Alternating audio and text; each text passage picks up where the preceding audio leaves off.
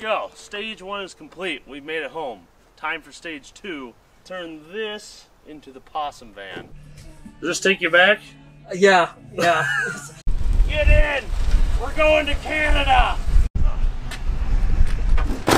Ladies and gentlemen, welcome to another episode of Junkyard Digs. Today we just bought this 1993 Dodge van. We're gonna paint it like the Possum van and then drive 950 miles. How could this possibly go wrong? So if you guys are from the north half of the US, there's a good chance you've heard of the Red Green Show. For context, if you're from the south and you haven't heard of the show, we took to this like you guys took to the Dukes of Hazzard. Personally, I was only ever allowed to stay up past my 8 p.m. bedtime growing up as a child on Saturday nights because on IPTV, Red Green was on. Me, Mom, Dad, if he was off work, would all pile around the TV and watch a couple episodes of the funny Canadians do all their shenanigans with duct tape up north. Now with that being said, the Red Green Show, the cast, Uncle Red himself, has been a huge influence to me my whole life. Growing up, I always thought they were hilarious and wanted to build the creations and stuff they did on Handyman Corner. And as an adult, I've still successfully lived my life saying that if the women don't find you handsome, they should at least find you handy. This week on Handyman Corner, thought I might fix up the Possum van a little bit by giving her a paint job. Is exactly what we're going to be using. Turn this van into the Possum van. How come, Red? She looks okay to me? Or don't you need one of them air compressors? Or what the hell is this show? Well, let me answer that by telling you, no, sir. I don't need one of them air compressors. Not when I got 60 pounds per square inch in each tire. Definitely original wheel cylinders. I need to use all 4 because I got 4 different kinds of paint here. I gotta have the gray and the black and the blue and then the little white highlights on here. We're putting our dark blue on under his butt. Be weird about it. That's just what you're painting, dog. Paint the teeth onto the freshly spray painted bumper. Look at that. I say we're ready for a road trip. How about you? Absolutely. Let's do it. Enough. Good morning, folks. You join us on the big day. Today's the day that we're driving the Possum van up to the Gilmore Car Museum and then to Canadiana Fest. You ready for this?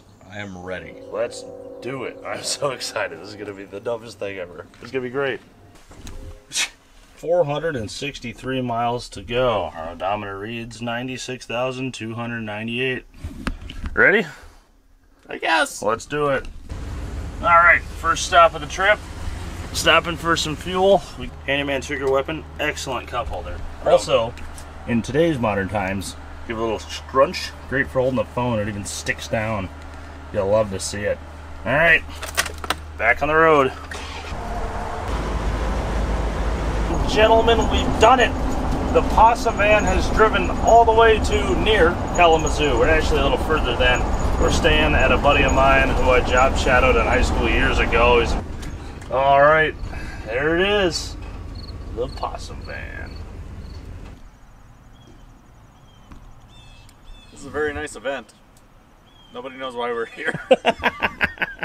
It's Canadiana Fest. We've driven the Possum van 500 billion miles. I don't know, the odometer's at 96,813. Shut up! And we have arrived. Did I?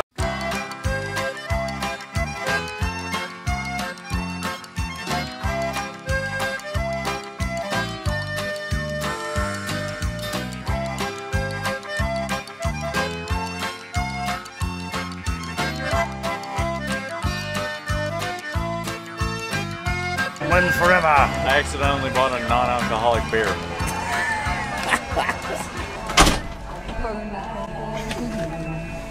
Man, I never thought I'd see the day. Does this take you back? Yeah. Although I was rarely inside the van. That's true. But yeah, it's funny because when Steve got the van, it was painted blue, and he wanted to make it part of Possum Lodge. So he got out, went and bought some, I guess, flooring paint, and a roller, and literally rolled it, and then went with a brush and outlined the possum on the side. It was the ugliest thing. And for the first year or two, whenever it went anywhere, people would be, oh my God. Once the show caught on, then everybody was like, because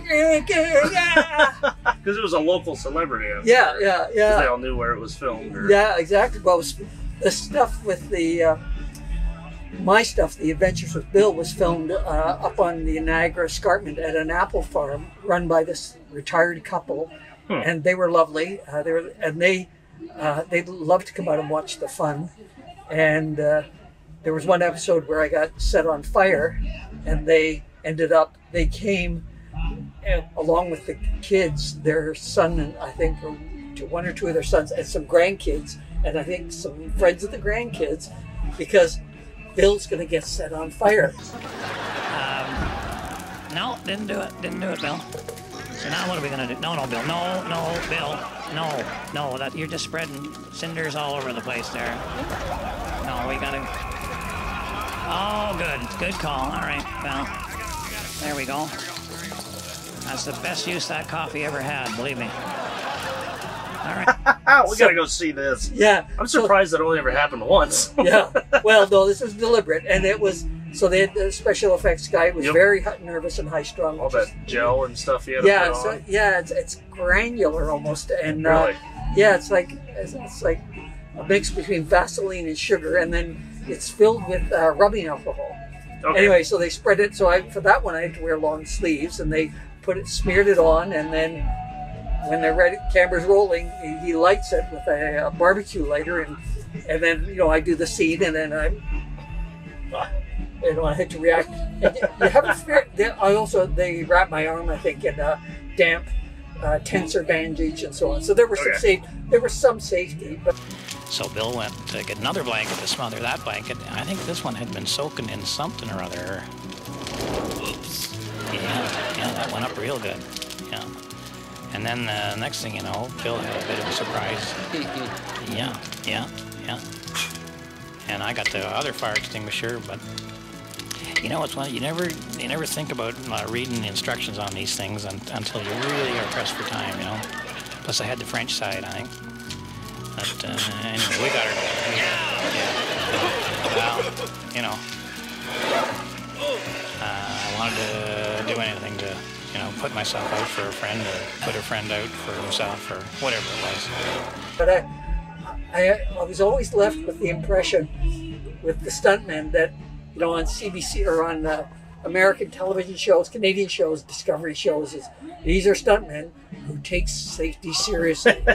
No disclaimer for red green? Yeah, well, it's just like, they take it seriously when there's a camera making it up, but there can be a bit of a cowboy mentality, and for anyone to want to get into doing that, crashing cars and stuff, they've got to have some sort of, not death wish, but they're into mayhem and chaos and a control of chaos. Pretty much exactly explains the Adventures with Bill segments. Yeah, exactly. Yeah.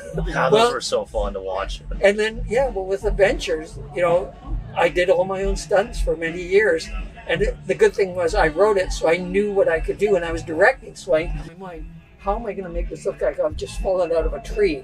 And so planning it ahead of time, well, I'm going to have 2 ladders, a very short one, a very tall one, and so on. So what I liked was when it was cut together, you couldn't tell, and I would watch them, and there was one where I fell, and the ladder, there was a long sliding step ladders like that, ladder anyway, and it was, 14 feet long, and it extended, but it was closed up, and so it was double thickness, and it had to look like it came down and smashed me and bounced.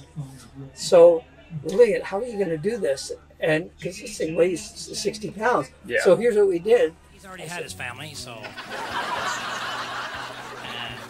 I got to go find something to help him out. Look at all this. Look at the junk run. Look at that. Hey, that's a decent hubcap there. There's some good stuff there. Oh, hang on, Bill. Hang on.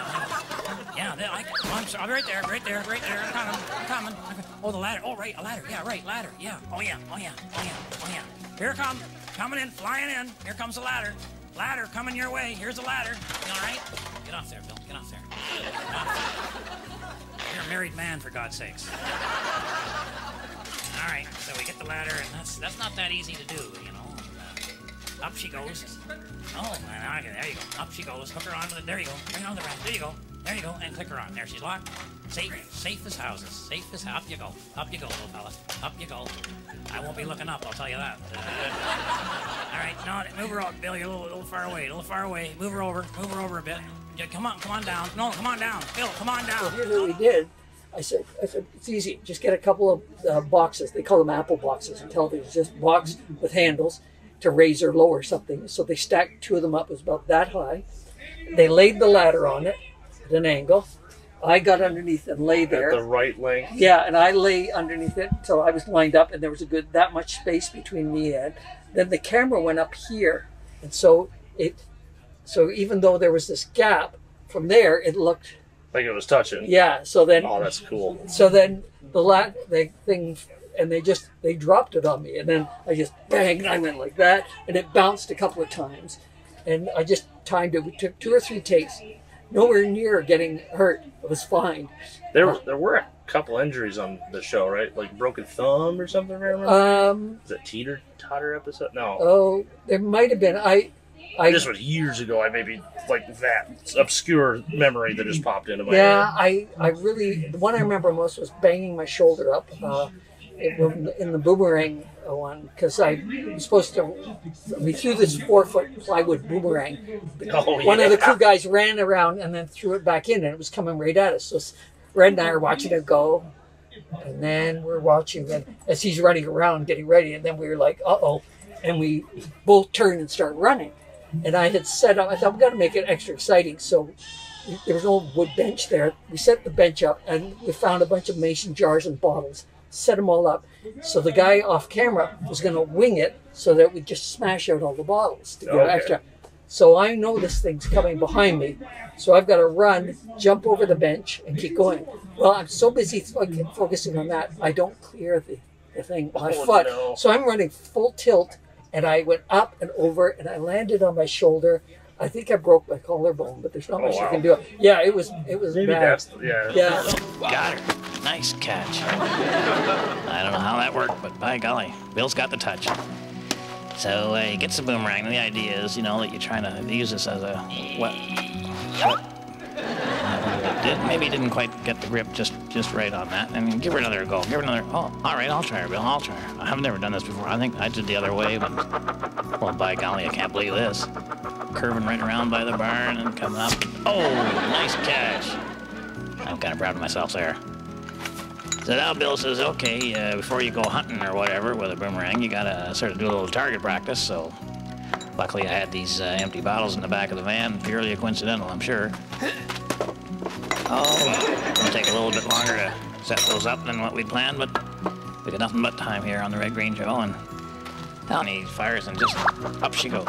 And you're looking up into the sun there, and you can't see it. And, well, just forget about that one. Bill's got a couple more, so I hear it coming now. Ow! All right, let her go. Oh. My lucky hat. Oh my gosh. Bill, what have you done to my hat? I don't care how it happened. You did it. All right, settle down. Look at that. Oh my gosh. This is for bringing down big game, like elephants or even, I would say, humans. She's out of control there. Went up, turned the other way, started heading back. Get out. Oh. And then there was another one doing... how old were you during all this? This was the 90s, right? Yeah, so I would have been... I'm 40 years old at that point out there, which is funny because then when Steve was touring, people said, "Where's the blonde guy?" And Steve couldn't figure out what they were talking. And they realized it's because it was black and white. Yeah. Nobody could believe anyone who had white hair was going to be doing stuff like that. Yeah, it was a very active scene the whole time it was being filmed. So much energy in it too. Yeah, exactly. And it was, but nobody was doing physical comedy anymore. It was a lost art because all the shows that were on, Bill Cosby and Seinfeld and Roseanne, and they were all stand-up comedians who stood there and talked. I mean, there were, I think somebody said the last physical comedy was on Laverne and Shirley, which is, back in the 70s. So it was a lost art. And I ended up watching some specials on how the Three Stooges did some of their stuff. Oh, to figure out how to do that. Yeah, and there's a famous one where I'm trying to find a walking stick, and I'm picking up sticks and looking at them, sighting them. And as I walk along, I pick one up and I go, and it hits a tree, and and I drop it. And people watching it just go, oh my God. What happened is I had the stick, but it was here. So it went, but I stopped it. Just right. Right, and just timed it like that. But since it's viewed from the side. Yeah. Because the Three Stooges, when it was they poke in the eyes, they went like there.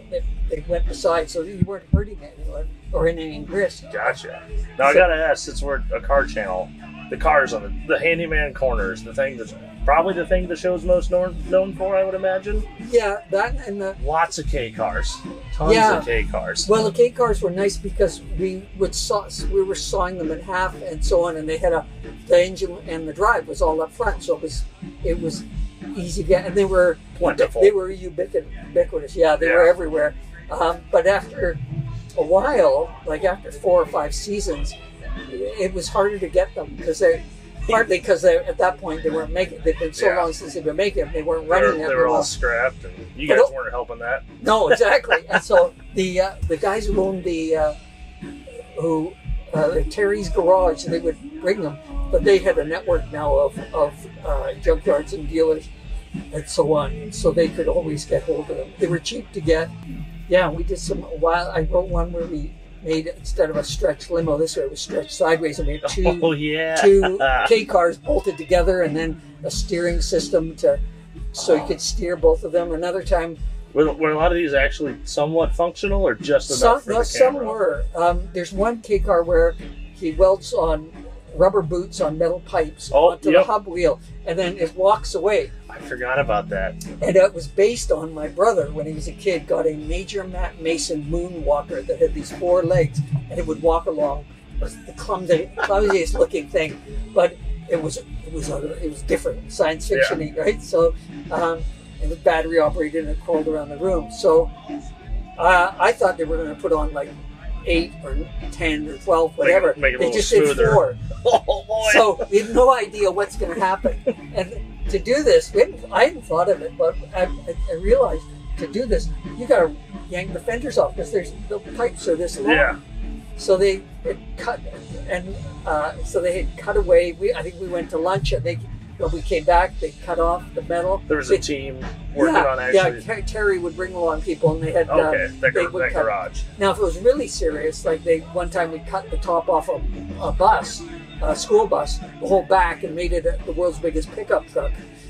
So you had the cab, and then this open at the back. That had to be done overnight. We finished shooting one day, and then 2 guys came up, 2 welders, and they were there for I don't know how late, and at some point a portable crane came along and lifted the lid off. But there were times when it was like, this isn't going to work, is it? And then they had to figure it out and on the fly. And in doing that, little camera magic here and there. I imagine. But often just sometimes it was just brute force, or they got out the welding torches, and that stuff was welded. It was safe. It was welded properly. Yeah. But then you would hide that with duct tape, so it looked awful.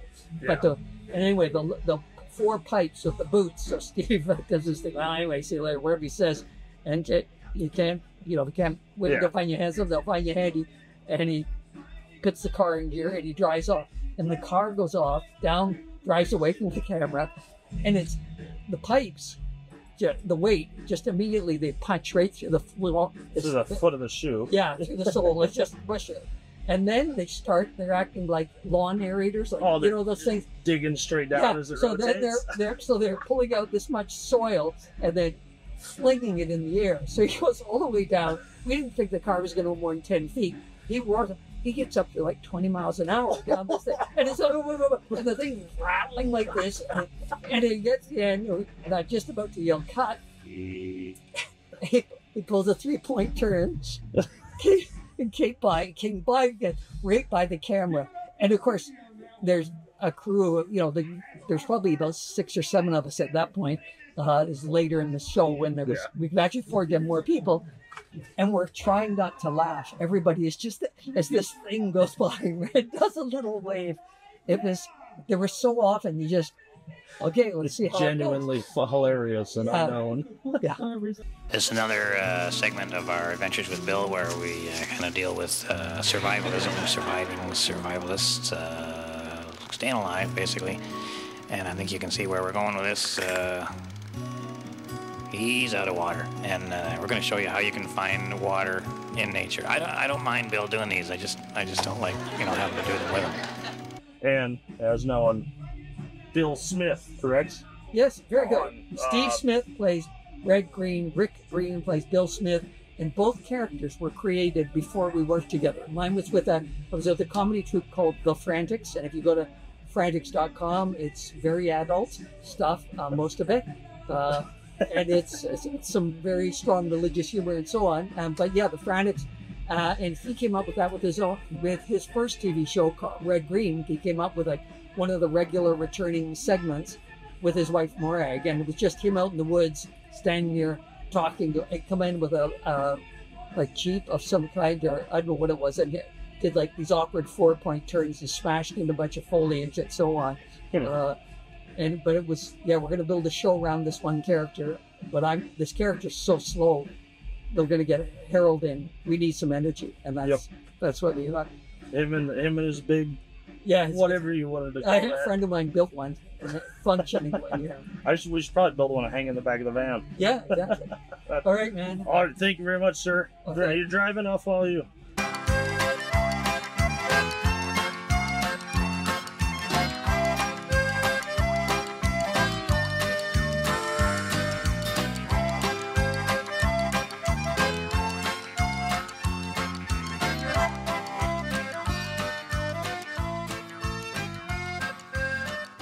Thanks to the Red Green Show for inviting us. That was a blast, something I never thought I would actually get to do. And now we have a possum van that we're going to use. In fact, I think I've got my Halloween get-up completely locked in this year. If you guys want to check out any of our merch, you can find it on junkyarddigs.com. If you'd like to check out any of the awesome merch from the Red Green Show, you can find it on redgreen.com. If my wife is watching, I'll be headed straight home after the outro. I've been on the road for 3 or 4 days now, so I apologize in advance if I might stink a little bit. As for the rest of you, thanks for watching. On behalf of myself and Angus and the whole rest of the gang here at Junkyard Digs, keep your stick on the ice. We gotta go see this. Yeah. I'm surprised that only ever happened once. Yeah. A great big pile of rocks. You guessed it yet? Think about it. We got a doghouse and a ladder, and we got a kid's playpen and a garbage can. And what we're gonna do is, of course, build a catapult. Now Bill gets down there with the garbage can, he's duct taping that onto one end of the ladder, and that's going to be where he goes. And on the other end, I'm tying the kid's playpen. That's one of those old wooden ones that, unless you had a kid with a big head, he's probably going to kill himself in that thing. I'm tying that onto the other end.